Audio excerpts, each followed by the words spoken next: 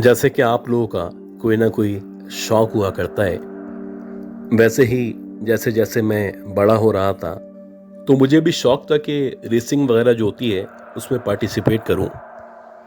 शुरू में तो जो पेरेंट्स थे वो बहुत ज़्यादा नाराज़ हुआ करते थे, वो जाने पे भी पाबंदी लगा दिया करते थे। तो बड़ी मुश्किल से आंखें बचा के जैसे तैसे रेस में जाया करते थे।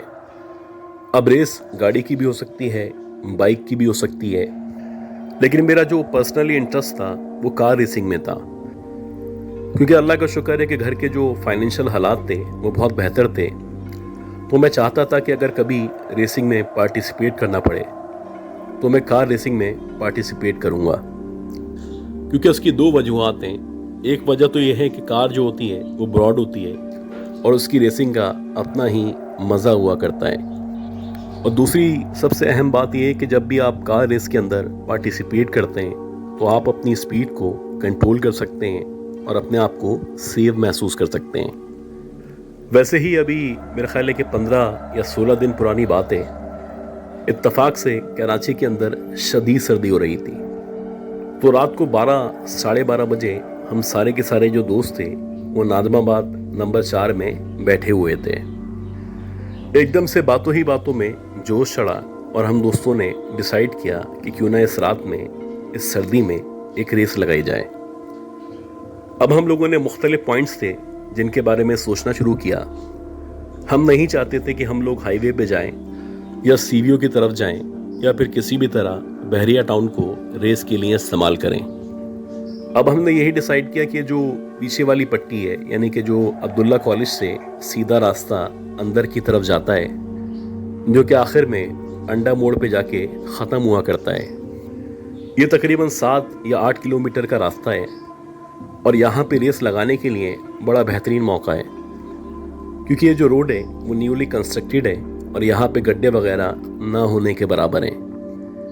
खैर, हम दोस्तों ने एकदम से प्लान किया और अपनी 3 कार्स लेके उस रूट पे अब्दुल्ला कॉलेज के करीब पहुँच गए। अब वहाँ से जो हमें रेस लगानी थी, ये जो रेस थी ये तकरीबन अंडा मोड़ तक की थी। अंडा मोड़ जाना था और अंडा मोड़ से रोड घुमा के, यानी चौरंगी घुमा के वापस हमें इसी पॉइंट पे आना था। और शर्त ये थी कि अगर जो भी जीतेगा उसको बाकी जो 2 लोग हैं वो मिल के खाना खिलाएंगे। ये यकीनन एक अहमकाना हरकत थी जो हमें हरगिज़ नहीं करनी चाहिए थी। खैर, हम लोगों ने रेस का आगाज़ किया और जैसे ही रेस शुरू हुई तो इत्तफाक से सबसे आगे मैं था और मेरे पीछे मेरे दोनों दोस्त थे। रात के 2 या 2:30 बजे का टाइम था और हमारे चारों तरफ, ख़ास तौर पे इस रूट पे, ना बंदा मौजूद था, ना ही बंदे का नामो निशान मौजूद था। शदीद सर्दी हो रही थी और जैसे जैसे हम लोग अपनी रेस को बढ़ाते चले जा रहे थे तो मुझे लग रहा था मैं जल्द अज जल्द शिप ऑनर को क्रॉस करता हुआ अंडा मोड़ तक पहुंच जाऊंगा और वहां से वापस भी सबसे पहले मैं ही पहुंचूंगा। लेकिन जैसे ही मैंने शिप ऑनर कॉलेज को क्रॉस किया और उसको क्रॉस करने के बाद जैसे ही मैं कलंदरिया की तरफ बढ़ने लगा तो उल्टे हाथ पे एक बहुत बड़ा सा पहाड़ी सिलसिला मौजूद है। मुझे ऐसा लगा कि उस तरफ की गलियों में से एकदम से कोई चीज़ मेरी कार के बराबर में आई है और जो चीज़ मेरी कार के बिल्कुल बराबर में आई थी, ऐसा लग रहा था जैसे कोई घोड़ा है, अल्लाह जाने कहाँ से भागता हुआ एकदम से मेरी कार के बराबर में आ गया है। अजीब सी बात यह थी कि जिस स्पीड से, यानी कि 80-90 की स्पीड से मैं कार को दौड़ा रहा था, उससे ज़्यादा स्पीड से ये जो घोड़ा था मुसलसल मेरी कार के साथ न सिर्फ भाग रहा था, बल्कि जब चलते चलते मैंने उस घोड़े के या उसके चेहरे पे गौर करना शुरू किया तो एक लम्हे के लिए मुझे समझ ही नहीं आया कि मैंने क्या देखा है। मैंने देखा कि उसकी जो शक्ल है वो बज़ाहिर एक औरत की शक्ल है, जबकि उसका जो बाकी जिस्म है वो घोड़े की तरह है। एक अजीब सूरत हाल, एक अजीब कशमकश न सिर्फ मेरे सामने मौजूद थी, बल्कि जो 15-20 सेकंड का दौरानिया था, इस दौरानिया में मैं इस कदर डर चुका था कि मैंने चाहते हुए भी, ना चाहते हुए भी, न सिर्फ अपनी गाड़ी की स्पीड स्लो की, बल्कि मैंने उस मखलूक को, वो जो भी मखलूक थी, आगे जाने का मौका दे दिया। अब मेरे बिल्कुल पीछे मेरे दोस्त आ रहे थे और शायद उन्होंने भी इस मखलूक को मेरे बराबर में दौड़ते हुए देख लिया था। जैसे ही मेरे दोस्तों ने उस मखलूक को मेरे बराबर में देखा और जैसे ही मैंने अपनी गाड़ी को स्लो किया, बल्कि एक वक्त में स्टॉप कर दिया, तो मेरे बिल्कुल पीछे मेरे दोस्तों ने भी अपनी अपनी गाड़ियां रोक दी। जैसे ही हम लोगों ने गाड़ी रोकी तो गाड़ी रोकने के बाद मैं बाहर आया और इसके बाद मेरे जितने भी दोस्त थे साथ साथ वो भी अपनी गाड़ियों से निकल के बाहर आ गए। हालांकि कराची में सर्दी होती है, लेकिन इस कदर सर्दी नहीं हुआ करती कि आपके ऊपर कपकपी तारी हो जाए। एक अजीब कैफियत मुझ पे तारी थी। मुझे शदीद सर्दी का एहसास हो रहा था, लेकिन मेरे चेहरे से, मेरे जिस्म से पसीने छूट रहे थे। खैर, हम तीनों दोस्तों में जो मेरा सबसे पीछे वाला दोस्त था, उसने मुझे देख के आयतुल कुर्सी पढ़ना शुरू कर दी और तकरीबन 15 या 20 मिनट तक हम तीनों दोस्त वहाँ पे ना सिर्फ खड़े रहे, बल्कि मेरा जो दोस्त था वो मुसलसल मुझ पे दम दुरूद करता रहा। तकरीबन 15 या 20 मिनट बाद जब हमारी कैफियत नॉर्मल हुई तो हम लोगों ने वापस अपनी गाड़ी घुमाई और जहाँ से हमने रेस लगाना शुरू की थी उसी पॉइंट से होते हुए वापस उसी होटल में आके बैठ गए। इस दौरानिए में ये जो 15 या 20 मिनट, या आप कह सकते हैं कि आधे घंटे का जो भी दौरानिया था, मुझे बल्कि मेरे दोस्तों को भी शदीद बुखार हो चुका था। खैर, जैसे तैसे अल्लाह अल्लाह करके जब हम लोग अपने घरों को पहुंचे तो हम लोग तकरीबन 1 या 1.5 हफ्ते तक न सिर्फ बीमार रहे, बल्कि हम लोगों ने तौबा कर ली थी कि अब्दुल्ला कॉलेज से इस कलंदरिया के दरमियान जितना भी रास्ता है, उस रास्ते से रात के दौरानिए में नहीं गुजरना है। मेरे फादर का ये भी कहना था कि वहाँ पे जहाँ असगर अली शाह स्टेडियम मौजूद है, उस कचरा कुंडी के बारे में भी कहा जाता है कि वहाँ पे भी इस तरह की मखलूकात नजर आया करती हैं। ये जो वाक़या है शायद ये 2014 या 15 का वाक़या है। मेरी खाला जो कि औरंगी टाउन में रहा करती थी, एक दफ़ा ऐसा हुआ कि रात के औकात में, यानी रात के 2 या 3 बजे उनकी एकदम से तबीयत ख़राब हुई और जब उनकी तबीयत ख़राब हुई तो हम लोगों को कॉल की गई, जबकि हमारी जो रिहाइश थी वो नॉर्थ नाज़िमाबाद ब्लॉक जे के अंदर थी। अब जैसे ही हमें कॉल रिसीव हुई तो कॉल रिसीव होने के 10 या 15 मिनट के अंदर अंदर मुझे उनके घर की तरफ रवाना होना था। इससे पहले कि मैं करीम करता और अपनी खाला के घर की तरफ रवाना होता कि मेरी खाला की बेटी की कॉल आई और वो कहने लगी कि भाई, अम्मी की तबीयत बहुत ख़राब हो गई है, तो यहाँ करीब ही एक अस्पताल है जिसे कतर अस्पताल कहा जाता है। मैं अम्मी को लेके कतर अस्पताल रवाना हो रही हूँ, आप बराह रास्त कतर अस्पताल पहुँच जाइएगा। खैर, अब जो कतर अस्पताल का रास्ता है, जो लोग कराची में रहा करते हैं, वो बेसिकली कटी पहाड़ी से होके, या फिर आप कह सकते हैं कि बनारस के पुल से उतर के आया करता है। मैंने जल्दी जल्दी करीम वाले को बुक किया और जैसे ही गाड़ी आई तो मैं उस करीम वाले के हमरा कतर अस्पताल की तरफ रवाना हो गया। अब हम लोगों ने जो रूट लिया था वो बेसिकली ब्लॉक जे यानी कलंदरिया से लेफ्ट वाला रूट लिया था और हमारा यही ख्याल था कि जैसे ही कटी पहाड़ी का इलाका शुरू होगा तो वहाँ से ही हम ऊपर चढ़ा के गाड़ी नीचे ले लेंगे, क्योंकि वहाँ से जो कतर अस्पताल है वो बहुत ही नज़दीक मौजूद है। हालांकि जो करीम ड्राइवर था वो मुझे इंसिस्ट कर रहा था कि सर, रात के टाइम में यहाँ से जाना ठीक नहीं है। मेरा ख्याल था कि शायद ये चोरी डकैती या मोबाइल छीनने की वजह से ऐसी बातें कर रहा है, लेकिन क्योंकि मुझे जल्दी थी और मुझे किसी भी कीमत पे कतर अस्पताल पहुँचना था, तो मैंने उसको कहा कि यार, आप मुझे ना समझाएं, मैं जहाँ से कह रहा हूँ वहाँ से लेके चलें। और ऐसे ही हुआ। मेरे जिद करने पे उस करीम वाले ने कटी पहाड़ी की तरफ, यानी जहाँ पे चढ़ाई है, उस तरफ गाड़ी को लेना शुरू किया। रात के तकरीबन 2:30-3 बजे का टाइम था। उस रोड पे तो वैसे भी ना बंदा मौजूद होता है, ना बंदे की ज़ात मौजूद होती है, लेकिन आज ऐसा लग रहा था जैसे यहाँ पे जो लोग रहा करते थे वो यहाँ से हिजरत करके जा चुके हैं। ना ही वहाँ पे कोई गाड़ी मौजूद थी ना ही दूर दूर तक किसी लाइट का इंतज़ाम मौजूद था और ना ही लग रहा था कि वहाँ पे कोई रहा करता है। जैसे ही उस टैक्सी ड्राइवर ने कटी पहाड़ी के सामने की तरफ गाड़ी को ऊपर चढ़ाना शुरू किया, तो जो लोग कराची में रहा करते हैं वो वाकिफ होंगे कि लेफ्ट और राइट साइड पे बड़े बड़े पहाड़ मौजूद हैं और इन पहाड़ों के बीच में से इस रास्ते को काटने के बाद बनाया गया है। खैर चलते चलते जैसे ही उस पहाड़ के बिल्कुल दरमियान में जब मेरी नज़र लेफ्ट साइड पे पड़ी, तो मुझे ऐसा लगा कि उस पहाड़ के बिल्कुल नीचे एक औरत खड़ी हुई है जिसने बाकायदा साड़ी पहन रखी है। देखने से बड़ी पुरकशिश लग रही है और शायद यहाँ पे किसी का इंतज़ार कर रही है। अब मेरा और उस औरत का जो सामना हुआ था वो मुश्किल से 15 या 20 सेकंड के लिए हुआ था और बहुत सारे सवालात थे जो मेरे जहन में मौजूद थे। मैं सोच रहा था कि इतनी साफ सुथरी, इतनी सुलझी हुई, इतनी खूबसूरत लड़की इतना तैयार होने के बाद इस जगह इतनी रात में क्या कर रही है। एक अजीब सी कशिश थी जो उसकी आंखों में मौजूद थी और जैसे ही मैंने उसकी तरफ या उसकी आंखों पे गौर करना शुरू किया था, तो इसी दौरानिए में उसने डायरेक्टली बराह रास्त मेरी आंखों में या मेरी तरफ देखना शुरू कर दिया था।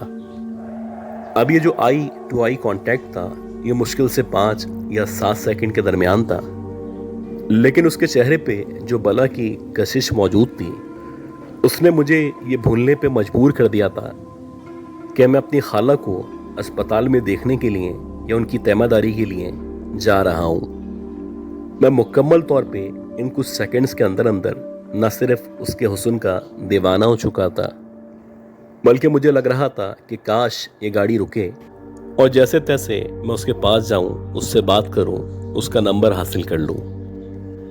अब जब करीम ड्राइवर ने मुझे मुसलसल उस लड़की की तरफ देखते हुए देखा तो कहने लगा कि उस तरफ नहीं देखें।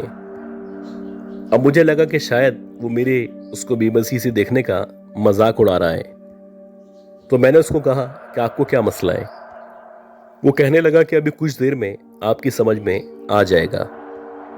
ये कहने के बाद उसने एकदम से आयतल कुर्सी पढ़ना शुरू की और ना सिर्फ आयतल कुर्सी पढ़ना शुरू की बल्कि उसकी गाड़ी में जो ऑडियो सिस्टम मौजूद था उस पर भी उसने तिलावत लगा दी। कुछ अजीब बेबसी से मैं उसकी तरफ देख रहा था और मुझे नहीं पता था कि आखिर ये जो ड्राइवर है ये मुझे इतना जहर क्यों लग रहा है। खैर जैसे ही हमने गाड़ी नीचे की तरफ उतारी तो वो जो ड्राइवर था वो कहने लगा कि आप पलट के पीछे की तरफ देखें। और जब पलटने के बाद मैंने वाकई में उसी पॉइंट पे जहाँ पे वो हसीन और जमील लड़की खड़ी हुई थी देखना शुरू किया, तो आप यकीन करें कि वहाँ पे ना वो लड़की मौजूद थी, ना ही ऐसा लग रहा था कि वहाँ पे वो लड़की नजर आई थी। और ये जो कुछ हुआ था 1 मिनट या उससे कुछ कम सेकंड में मुकम्मल हुआ था। मेरे दिमाग ने मुकम्मल तौर पे काम करना छोड़ दिया था और मैं अपनी बेबसी पे, या आप कह सकते हैं कि जो मेरे अंदर शर्मिंदगी थी उसके ऊपर बहुत नादिम था। मुझे अंदाज़ा हो चुका था कि ये जो टैक्सी ड्राइवर है इसका यहाँ से रोज़ का या समझ लें हफ्ते में 1 दफ़ा का गुज़र ज़रूर होगा। जब भी उसको पहली दफ़ा में ही अंदाज़ा हो चुका था कि जो हसीन और जमील लड़की मुझे अपनी तरफ मुतवज्जा कर रही है वो कम से कम इंसान तो नहीं है, यकीनन इंसान के रूप में या तो ये कोई चुड़ैल है या फिर आप कह सकते हैं कि कोई ना कोई शेप शिफ्टर है। खैर जब मैं कतर अस्पताल पहुंचा तो वहाँ पे जो मेरी खाला थी उनकी तबीयत कदरे बेहतर थी, लेकिन उनके बजाय मेरी जो तबीयत थी वो देखते ही देखते ख़राब हो चुकी थी।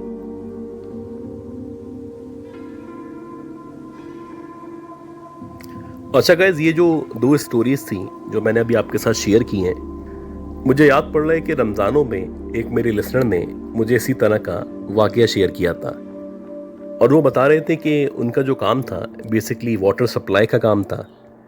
अब रमज़ानों में आपको पता है कि जो वाटर सप्लाई का काम है वो पूरी रात या आप कह सकते हैं कि सहरी तक चला करता है। तो बताते हैं कि मैं वैसे ही पानी की डिलीवरी के लिए जो उनका रिक्शा होता है या जिसे आप चिंची कह सकते हैं, वो लेके निकला हुआ था और बारी बारी जहाँ जहाँ पे हमारे कस्टमर्स थे उनको पानी प्रोवाइड कर रहा था।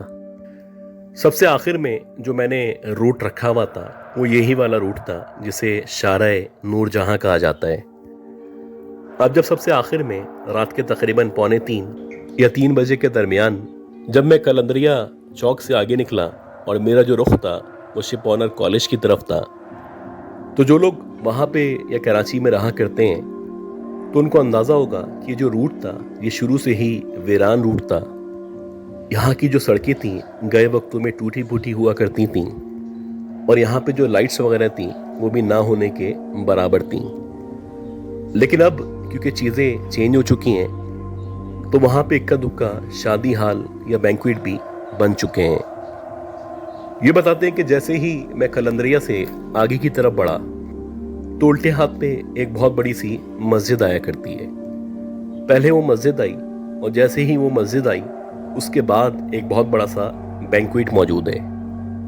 ये बताते हैं कि जैसे ही मैं उस बैंक्वेट के बिल्कुल सामने पहुंचा और मेरी नज़र लेफ्ट साइड पे यानी बैंक्वेट के गेट के सामने की तरफ पड़ी तो मैंने देखा कि बड़ी ही कोई हसीनो जमील लड़की है जो कि तैयार होके, जैसे कि आमतौर पे लड़कियां तैयार हुआ करती हैं, ना सिर्फ वहाँ पे खड़ी हुई है बल्कि उसके हाथ में एक अजीब सा बैग मौजूद है।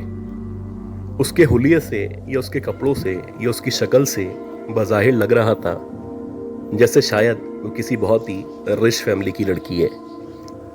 लेकिन उसके हाथ में जो बैग मौजूद था वो कुछ अजीब सा बैग था। ऐसा लग रहा था जैसे कोई कपड़े का सिला हुआ बैग है और उस बैग के अंदर कुछ ऐसा मौजूद है जो मुसलसल उस बैग से रस के नीचे टपक रहा है। खैर, जब मैंने उस बैग पे मजीद गौर किया तो मैंने देखा कि उस बैग के अंदर से खून रस रहा है और नीचे टपक रहा है। यानी उस लड़की के हाथ में कोई ना कोई ऐसी चीज मौजूद थी जिसमें से मुसलसल खून निकल के बैग के अंदर जा रहा था और बैग में से टपक के जमीन पे गिर रहा था। इतनी रात में इस सुनसान इलाके में जहां पे ना कोई बंदा मौजूद होता है ना ही बंदे की जात मौजूद होती है, इतनी खूबसूरत लड़की का यहाँ पे खड़ा होना और उसके हाथ में से या उस बैग में से खून निकलना मेरी समझ में कतई नहीं आ रहा था। अब जबकि मैं उस लड़की के चेहरे की तरफ देख रहा था तो उस लड़की की जो आंखें थी जो कि बड़ी ही खूबसूरत आंखें थी, कुछ सेकंड के अंदर अंदर ऐसा लग रहा था जैसे लाल शोलों में या लाल अंगारों में तब्दील हो चुकी हैं। एक अजीब सी लाल रोशनी थी जो उसकी आंखों में से निकलना शुरू हो चुकी थी और ऐसा लग रहा था जैसे वो बहुत गुस्से की हालत में आ चुकी है। जैसे ही मैंने उसके चेहरे के अंदर तब्दीली महसूस की और मुझे लगने लगा कि इसकी जो आंखें हैं उनका कलर चेंज हो चुका है, तो बजाय इसके कि मैं वहाँ पे रुकता उसको मदद ऑफर करता, मैंने अपने चिंची को दौड़ाना शुरू कर दिया। जैसे जैसे मैं चिंची को दौड़ा रहा था इस दौरानिए में जो भी आयत वगैरह मुझे आया करती थी मैं ना सिर्फ उनकी तिलावत कर रहा था बल्कि तकरीबन 3 मिनट रक्षा चलाने के बाद जब मैंने पलट के देखा तो वहाँ पे उस बैंक्वेट के सामने ना ही कोई लड़की मौजूद थी और ना ही उसका कोई नामो निशान मौजूद था। खैर, जैसे तैसे हाफ्ता काफ्ता जब मैंने डिलीवरी का काम मुकम्मल किया और जब मैं जाके अपने घर में अपने बेड पे लेटा तो मुझे शदीद बुखार हो चुका था और तकरीबन 15 या 20 दिन तक मेरी इस कदर बुरी हालत थी कि ना ही मैं काम पे जा सकता था, ना ही मैं वज़न उठा सकता था और मुझे लगा करता था जिस बेड पे या जिस कमरे में मैं सोया करता हूँ वहाँ पे मेरे बेड के अतराफ में कोई ना कोई चक्कर लगाया करता है। खैर, अल्लाह का शुक्र है कि एक साहब थे जो कि दम दुरूद किया करते थे। उन्होंने मुझ पे तकरीबन 10 या 11 दिन तक मुसलसल दम दुरूद किया और उसके बाद जो मेरी तबीयत थी वो कदरे बेहतर हो चुकी थी।